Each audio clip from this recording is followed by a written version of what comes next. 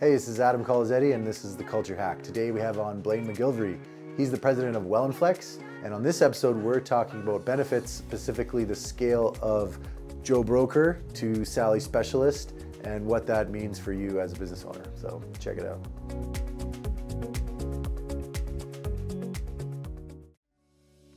Hello and welcome to The Culture Hack. We are here in studio, which is super exciting. I have with me Blaine McGillivray. He is the president of WellnFlex, and he knows all things benefits. He's been in the business for 20 years.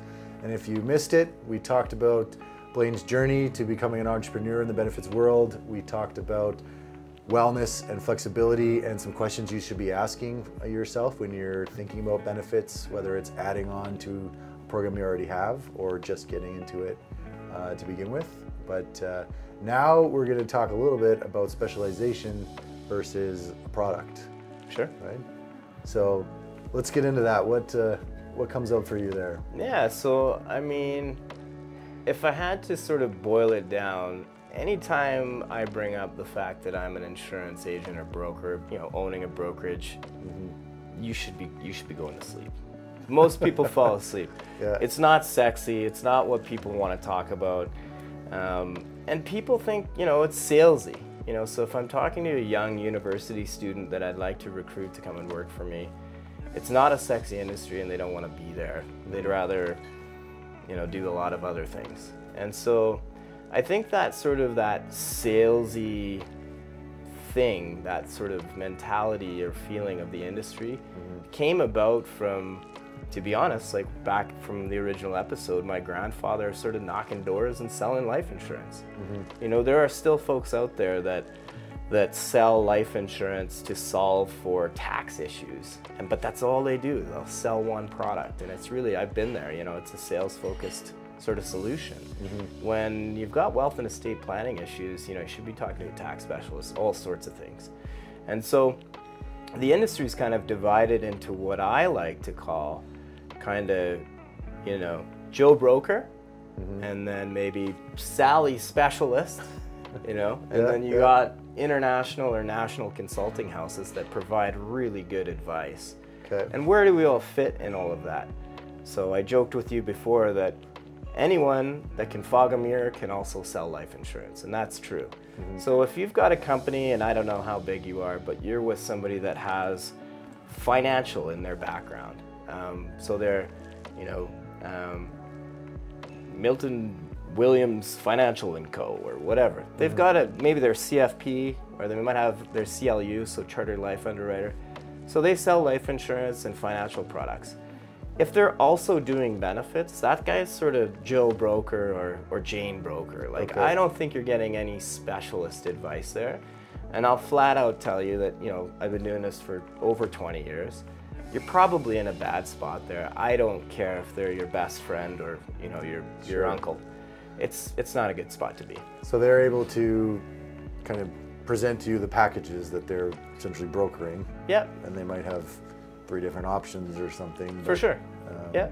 Actually, that's a good point. A lot of them can only sell Manulife, Sun Life, and Canada Life, which are the top 3.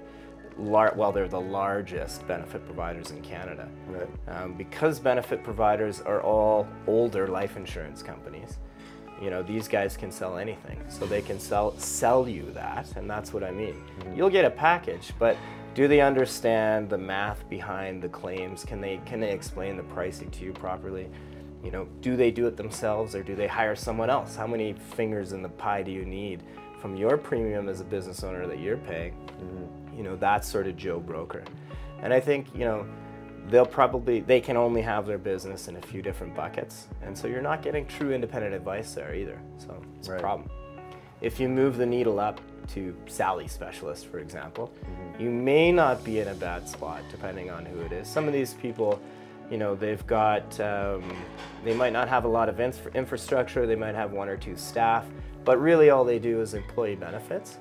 I think you're not in a terrible spot there if you're listening to this podcast, but I think, those people, they can offer good advice. They know what they're doing. You probably trust them because they've been doing this for a long time, most of them, and they can do a pretty decent job. when I worked for the underwriters back in the day to get my first education before, jumping into business, I found all of these, but I sold to both of them from the carrier side. So I got to see kind of the litany of different brokers. And what I ended up seeing with sort of Sally Specialist was that they offered to provide independent advice. But unfortunately, in the financial services industry, we're compensated as like a percentage of premium in insurance. So we're financially compensated by the more money you spend. Right. And so if that's the case and she's directly being paid by that, how is she making, there's gotta be a hamster in the cage, or something's turning in her head there thinking, maybe if I sell them a bit more. Right. So is it true independent advice? The other thing is, just by design, let's say they're really good people and ethically they're doing the right thing for you.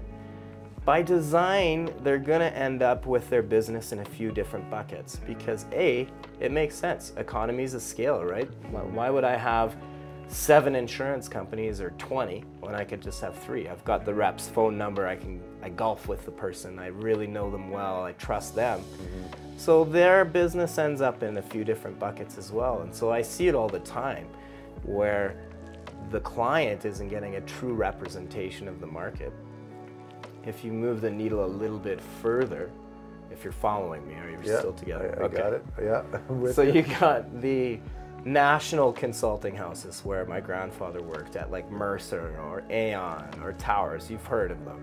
And those guys are mostly billable hours. And so back to my original journey of not wanting to be a lawyer, I think a lot of the benefits world, in my world at WellnFlex for our salespeople and our service people, if I can remove that financial component where they're not incentivized to be just selling you stuff, where they're paid, sure, for performance, but also persistency, like keeping clients happy, and we have key KPIs, so key performance indicators, that they bonus on and pay them really well. Make sure they're looked after, but make sure that they're not thinking, if I sell this person an extra little product, I'll make my trip to Tahiti or whatever. So hourly based makes sense because these people will provide you, at the consulting houses, true independent advice, and they'll have a whole good sort of bench of people working behind them with 9 letters behind their name and lots of gray hair floating around, so it's sort of like me. But what I'd like to do is be right before that sort of billable hours model, because you, and what I know keeps clients is, again, give people what they want, so the wellness and flexibility, that sort of thing. But also you have to provide really good service and trusted advice. So they've got the trusted advice thing down because they're not incentivized to do anything but, work for you. But if you're scared to pick up the phone and call me for a service-related issue because I'm going to bill you out at $250 an hour, then you're not going to want to do that. So and it's also very expensive. So you want to be somewhere in between, where we're giving independent advice. You want an advisor or a brokerage that you feel that trust and that relationship is there. So when you're thinking about benefits and you're an HR person or a business owner, ask those questions or notice their behavior of how they're giving you that advice. For me, if I could have a company that's over here where we've got a lot of sort of bench strength, and for me, I've been doing this a long time, I think I'm part of that sort of coaching on the bench now. So I think try and find that in between where, again, it's important. Independent advice and trusted relationships. Gotcha. Yeah. I can see now why. We talked about Joe Broker, Sally Specialist, and previously you brought up Jerry Maguire, of course, right? And I can see why now. It all comes together. I think the Jerry Maguire moment was, in my previous life with the other company, we wanted to do that same thing, give that independent advice. But, partnering with a national firm, it did become sort of profit driven. And I think the clients felt that too. Like, clients feel, we talk about engagement and sort of with staff and clients. They feel that, they're engaged with you. If they understand that, your salespeople are just sort of pushed to the next limit, is that the right thing for the client? And we lost some clients before, and I think you gotta have that moment where you think, what's the right blend? And so for me, it's probably, you know, not to be quite as big. Don't have 700 benefit clients. You know, you might want that, and truly you could probably get there, but there's a real good ratio of good people that work with good clients. You got to figure that out. And so for me, as a startup at WellnFlex, you know, I'm focusing 110% on the relationship, and I'm trying to do, you know, the service right now. And as I get more clients and infrastructure, that ratio will grow a little bit. But it's not gonna, I think again, you know, it's not gonna get beyond where I think that the clients recognize, if you build it right from the beginning, that independent advice will always be there, and the incentivized staff will want to be there for the engagement, the culture, everything but, you know, that sort of making that financial decision of trying to pay for a trip to Tahiti kind of thing. I love that. Yeah. Fantastic. Well, if there are business owners out there that find your philosophy intriguing and exciting, how can they get a hold of you? Sure. So yeah, I've been working on the LinkedIn profile, and that's why I'm doing these podcasts. So you can find me, Blaine McGillivray, on LinkedIn. That's a bit of a mouthful. So find the company first. It's a little easier. WellnFlex is on, there's a corporate page there, and I sort of manage it along with some other folks. So WellnFlex, WELLN is in Nancy, Flex. And then of course the website is wellandflex.com. Okay, fantastic. And stay tuned.